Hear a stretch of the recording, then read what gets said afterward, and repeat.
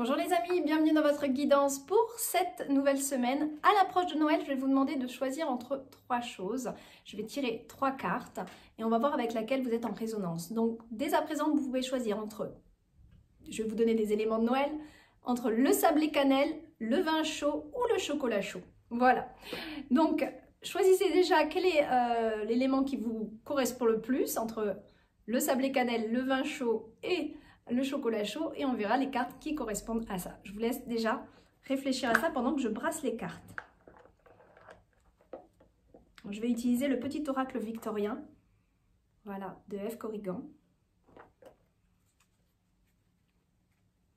Allez, donc déjà, je vais demander pour le sablé cannelle, la carte du sablé cannelle. Hop. Je sais pas vous, mais moi, c'est des choses que j'ai envie de boire et de manger en ce moment. Voilà. Ensuite, le vin chaud, la carte du vin chaud. D'accord. Voilà. Et la carte du chocolat chaud, dont je suis une grande fan. Allez. Hop. C'est bon. Allez, on commence par, alors que je l'ai... Attention que je ne les perde pas. Hop, on va commencer donc par le sablé cannelle. Voilà la carte. Je vais vous la lire bien sûr.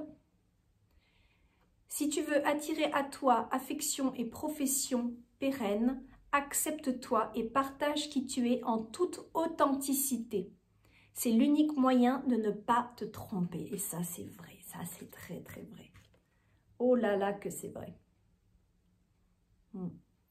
J'aime beaucoup ces cartes, elles sont poétiques. J'adore.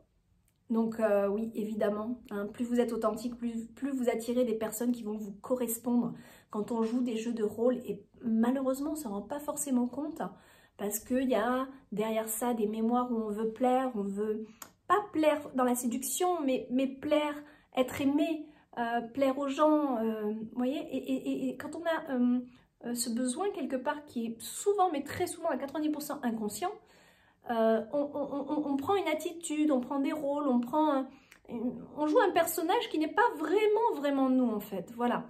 Et on s'en rend pas compte encore une fois, hein. C'est pas forcément voulu ça, mais c'est très réel. Et c'est vrai que finalement, ben, on va attirer, oui, des gens, mais qui ne sont pas forcément, en fait, ceux qui nous correspondent. Vous voyez, donc c'est ça qui est important de bien comprendre, que plus vous allez être vrai, authentique et entier envers vous-même d'abord, là, vous allez faire résonance avec des gens qui vous correspondent, puisqu'ils vont vous voir tel que vous êtes, et ils vont vous apprécier tel que vous êtes. Et ceux qui ne vous apprécient pas tel que vous êtes, c'est pas grave qu'ils retournent chez eux puisque c'est pas dans votre champ de résonance. Donc de toute façon, si vous adaptez une attitude pour rentrer dans le moule, pour un peu faire comme tout le monde ou pour rentrer dans le truc et plaire quelque part, ces personnes-là, c'est illusoire. Vos relations vont être illusoires. Ça va pas durer. Ça va pas, dans le temps, ça ne durera pas. Donc c'est vrai que ça, c'est très vrai. Très vrai. Hein. On attire ce qu'on est aussi. Donc voilà. Mes sablés cannelle. Allez, le vin chaud. L'inventeur.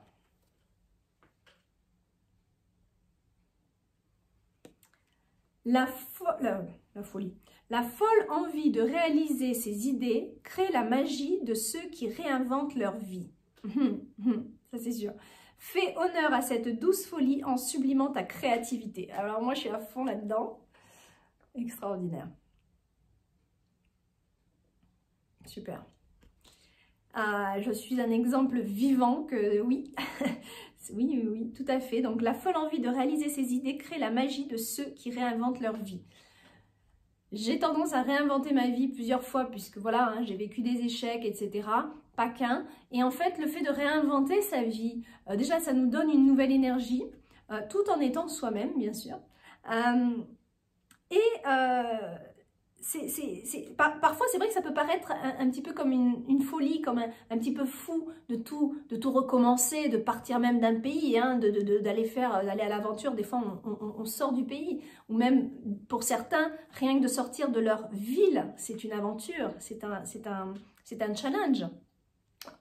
Il y en a qui sont plus aptes à faire de grands voyages et d'autres moins, mais ça, souvent, c'est aussi dans l'éducation. Personnellement, je n'ai pas peur de changer de pays, de traverser le monde parce que petite, on m'a habituée à ça.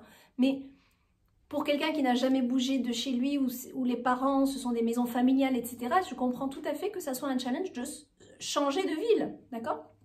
Donc, il y a vraiment cette idée de douce folie quand on veut recommencer quelque chose et qu'on s'en donne les moyens surtout, d'accord? Et c'est ça la magie de la vie. Et c'est ça la magie en soi aussi, c'est de croire en soi et de se dire, ok, tant pis, je pars à l'aventure. Bon, il faut que ça soit quand même réfléchi, il ne faut pas que ça soit une idée qui trop impulsive et qui va faire du mal à ceux qui restent ou qui vont vous endetter ou qui vont matériellement vous mettre dans le pétrin. Bien sûr, il faut que ça soit un minimum réfléchi, mais cette douce folie peut être programmée pendant 1 an, par exemple, hein, et puis ça reste quand même une douce folie parce qu'on se dit, je ne sais pas ce qui m'attend derrière, enfin, de l'autre côté. Mais quelque part, si on n'essaie pas, on ne le saura pas. Et quand on essaie, et si ça échoue, ben c'est pas grave, au moins on aura essayé. Bien sûr, si c'est quelque chose qui vous tient à cœur, que vous avez envie, vous sentez cette guidance intérieure. Pas vous forcer non plus à recommencer les choses. Voilà, pour les vins chauds. Le chocolat chaud. La rose, très jolie. L'amour est omniprésent. Il nous donne le temps de guérir des blessures d'antan. Pour mieux aimer à chaque amour naissant, prends ton temps et fais honneur à ce noble sentiment. Ça, c'est un travail intérieur. Hein, ça va bien avec le chocolat chaud, je trouve. Franchement. Je vais la relire. L'amour est omniprésent. Il est partout, dans l'univers, en nous. Voilà, c'est une énergie très très puissante en plus. Il nous donne le temps de guérir des blessures d'antan. C'est vrai que quand on est blessé, on peut passer par des phases de haine où c'est l'ego qui prend le dessus. C'est l'ego qui va nous diriger. Mais une fois qu'on calme cet ego, qu'on guérit intérieurement, qu'on comprend aussi ce parcours, qu'on n'est pas en train de remettre tout le temps la faute sur l'autre, c'est aussi un travail d'introspection et de se dire oui mais bon, j'ai vécu ça, mais en même temps peut-être que justement j'ai joué des rôles avant et si j'étais pas moi-même, finalement j'ai attiré quelqu'un qui ne me correspondait pas. Ou alors, ça peut être tellement de choses, c'est là que c'est important d'être authentique, comme on a vu avec la première carte, d'accord? Mais bon, peu importe, vous avez un parcours, vous avez un programme, vous êtes blessé, mais quand on passe ce cap, on développe un autre amour, on développe un amour compréhensif et un amour inconditionnel aussi, d'accord? Et c'est ça qui est beau, et c'est ça que je vois ici, dans cette carte. Et quand on comprend ça et qu'on rentre dans un amour inconditionnel, on ouvre notre amour à d'autres choses et à des amours naissants justement. Et prends ton temps et fais honneur à ce noble sentiment. C'est aussi de ne pas être pressé, hein, c'est un petit peu le clin d'œil ici de cette carte, c'est de ne pas forcément être pressé non plus dans cette énergie d'amour. Laissez le temps aux choses de se mettre en place. Voilà, pardon.